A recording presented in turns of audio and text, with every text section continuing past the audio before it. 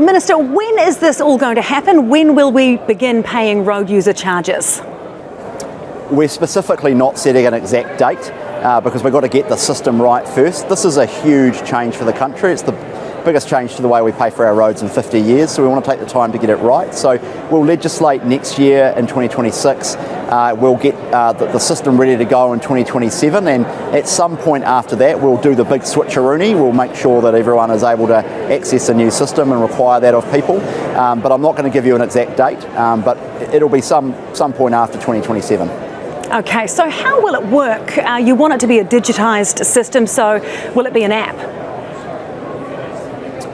That will be potentially one of the things that comes through. We're going to be engaging with the market around that. In other countries, that's exactly how they do it. So people have a little transponder in their car, or it's linked up to the car, which has technology in it already. It links into an app, and you pay, at the end of every week or the end of every month. A little bit like the way in which, when people ride the subway overseas, for example, they pay with their credit card, and then the system just works out how much you've used, and then it charges your card at the end of the day. Or a bit like getting an electricity bill at the end of every month, which charges your card. So we heard you say that your dream was that it would become a bit like a Netflix or an electricity bill at the end of the month. Now we know people are dealing with a cost of living crisis, and you want to send them another bill to pay. Sure, but of course they won't be paying petrol tax. So actually, from a cash flow point of view, it'll help people, because at the moment, when you go and fill your car up, you pay petrol tax at the pump, right there, and at 70 cents per litre, roughly. Right there at the pump at the moment. If you actually pay at the end of the month, from a cash flow point of view, it actually helps people. So are you able to commit then to the current level of tax take, and that you won't be using this change to increase costs for Kiwis?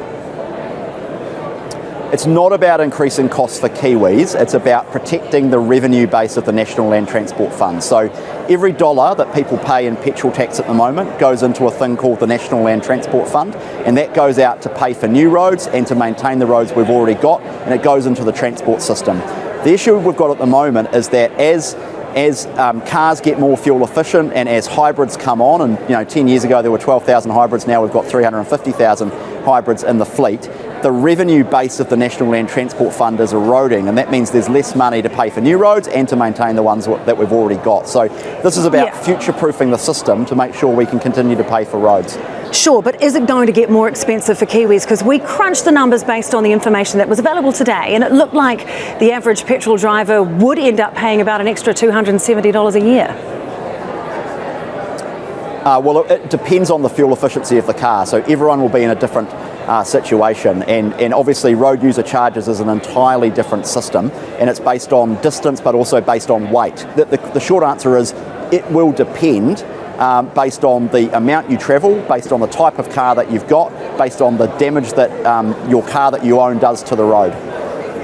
And how are you going to enforce it?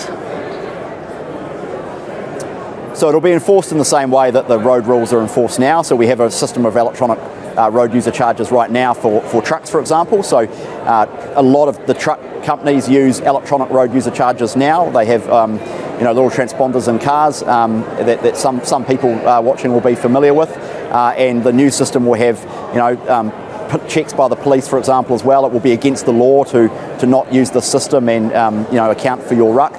But it actually will be a lot easier to enforce, because at the moment you've got to go out and buy your ruck in 1,000-kilometre increments. You've got to put it on a piece of paper and stick it in the front of your windscreen. It's an absolute nightmare to administer manually at the moment. So that's part of the reason we want to make the change, actually, is move it towards electronic, which makes enforcement a lot easier.